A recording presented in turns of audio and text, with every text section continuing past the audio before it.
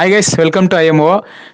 தெலுங்குல இருந்து celebration movies மட்டும்தான் நம்ம எதிர்பார்த்திருந்தோம். ஃபர்ஸ்ட் டைம் ஒரு கண்டென்ட்டோட ஒரு மூவி வந்து ரிலீஸ் ஆயிருக்குது. அதுவும் நம்ம நானி பார்த்தீங்கன்னா, அவர் வந்து இந்த படத்தை பார்த்துட்டு பிடிக்கலனா நெக்ஸ்ட் மந்த் வரப்போற ஹிட் 3 அவரோட படம் வருது. அந்த படத்துக்கு யாரும் போகாதீங்க அப்படின்னு சொல்லிட்டு ஓப்பனா ஒரு ஸ்டேட்மெண்ட் கொடுத்திருந்தாரு. அப்படி என்னதான் அந்த படத்துல இருக்குன்னு சொல்லிட்டு ஒரே ஆர்வமா வெயிட் பண்ணி தமிழ் டப்புல வர வரைக்கும் வெயிட் பண்ணி பார்த்ததுல உண்மையிலே சொல்ல போனா அவர் சொன்ன அத்தனை வார்த்தையுமே ஒர்த்தான ஒரு வேர்ட்ஸ். பிளஸ் இந்த மூவி அந்த அளவுக்கு ஒரு ஒர்த்தான ஒரு படம். ஏன்னா நம்ம நிறைய இந்த கோட் சீன் செம்ம டிராமாவெல்லாம் நிறைய பார்த்துருக்கோம். பட் ஆனா இந்த மூவி வந்து கொஞ்சம் டிஃப்ரெண்டா எடுத்திருந்தாங்க.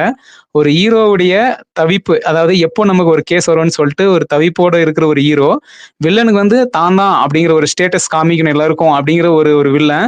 இவங்க 2 பேருக்குள்ள நடக்கிற ஒரு பொதுவா பாத்தீங்கன்னா இந்த மாதிரி ஒரு சென்சிட்டிவான விஷயத்தை எடுத்து அது வந்து இந்த மாதிரி ஒரு எக்ஸ்ட்ரா ஒரு அவுட்புட் கொடுக்கும்போது எந்த ஒரு சைடும் இல்லாம முகம் சொல்லிக்காம நீட்டா வந்து ப்ரெசென்ட் பண்ணல தான் அந்த படம் வந்து இந்த அளவு சக்சஸ் நோக்கி போகுது.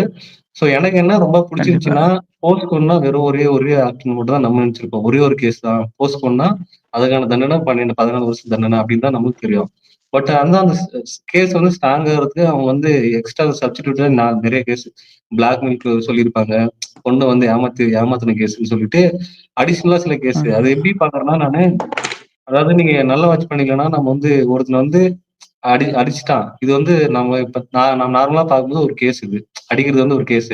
ஆனா அவன் அடிக்கும்போது ஆமா. ஒரு கெட்ட வார்த்தை பேசியிருந்தா, என்ன வந்து மன உளைச்சல் ஆளாக்கிட்டான்னு சொல்லி ஒரு கேஸ் போடலாமா?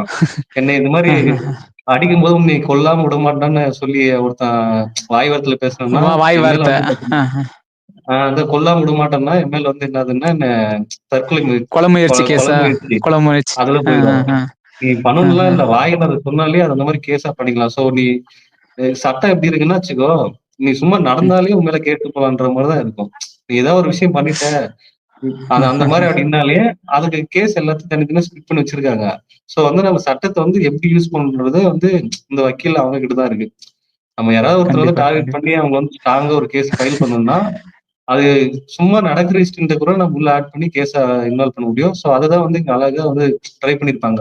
ஃபர்ஸ்ட் பாத்தீங்கன்னா, ஒரு ட்ரையல்ல ஒரு 4, 5 கேஸ் வந்து ஃபைல் பண்ணியிருப்பாங்க. பிளாக்மெயிலு, ராபரி, கூட்டு போயிட்டு அந்த மாரி அப்படின்னு சொல்லிட்டு. செகண்ட்ல இருந்து பாத்தீங்கன்னா, போக்சோன்னு சொல்லி அந்த ரூமுக்குள்ள அடைச்சுட்டு அதுக்குள்ள நடந்துச்சுன்னு சொல்லி இந்த மாரி மைனர் ஆக்டரா பண்ணியிருப்பாங்க. ரீரைட் பண்ணுவாங்க கேஸ. சோ இந்த மாரி சட்டம் ஆமா. தெரியாத நமக்கு வந்து இந்த மாரிலாம் விஷயம் இருக்கு. அதாவது அவரு இன்னொரு விஷயம் அழகா பேசியிருப்பாங்க. 17 வயசு ம அடுத்த நாள் பர்த்டேன்னா, இன்னைக்கு நைட் 17 வயசுன்னா, அந்த பொண்ணு வந்து மைனரா, ஆமா. தூங்கி எழுந்தா மறுநாள் வந்து மெச்சூர் ஆகுமா அப்படின்னு சொல்லி, சில விஷயம்லாம் பேசும்போது ரியாலிட்டி வந்து நல்லா ரொம்ப ஒத்து இருந்துச்சு. போகுது. அதுதான் இப்போ இது பெண்களுக்கான முக்கியத்துவமா வந்து கேஸ் போக்சோ இப்ப ரீசென்ட் இயர்ல தான் வந்துச்சு. இது காலங்காலமா வந்து நம்ம அரசியல இல்லாத ஒரு விஷயம். நிர்பயா கேஸ்க்கு அப்புறம் இது வந்து போக்சோ வந்து இது பண்ணாங்க. சோ அந்த கேஸ்னால ஏகப்பட்ட நன்மைகள் இருந்தாலுமே, இந்த மாரி வந்து இந்த மாதிரி பெண்ண நிறைய வச்சு நெறைய இந்த மாரி விஷயம்லாம் நடக்கும். ஸோ அதெல்லாம் இல்லாம அழகா இந்த மாரி ஒரு படம் வந்து எக்ஸ்ப்ளோர் பண்ணும்போது, இதுல ஒரு கிளாரிட்டி இருக்கும். போக்ஸ்ன்னா இதுதான்ற மாரி ஒரு கிளாரிட்டி வந்து இந்த மூவி கொண்டு வந்ததுல, ஒரு ஹேட்ஸ் ஆஃப்ன்னு சொல்லிக்கலாம் அந்த மூவிய. ஸோ அந்த மாரி விதத்துல அந்த படம் வந்து கண்டிப்பா ஜெயிச்சுச்சுன்னு தான் சொல்லணும். கண்டிப்பா கண்டிப்பா. ஏன்னா நம்ம அந்த அந்த படத்திலேயே சொல்லியிருப்பாங்க. படிப்போட சேர்த்து நமக்கு சட்டமும் சொல்லிக் கொடுக்கணும்னு சொல்லிட்டு அருமையான ஒரு கண்டென்ட்டான ஒரு மூவி தான். கண்டிப்பா ஒர்த் வாட்சான ஒரு மூவி. எல்லாரும் போய் பாருங்க. தயவு செஞ்சு மிஸ் பண்ணிடாதீங்க. இதே மாதிரி ஒரு மூவியோட வந்து உங்களை மீட் பண்றேன். Bye by.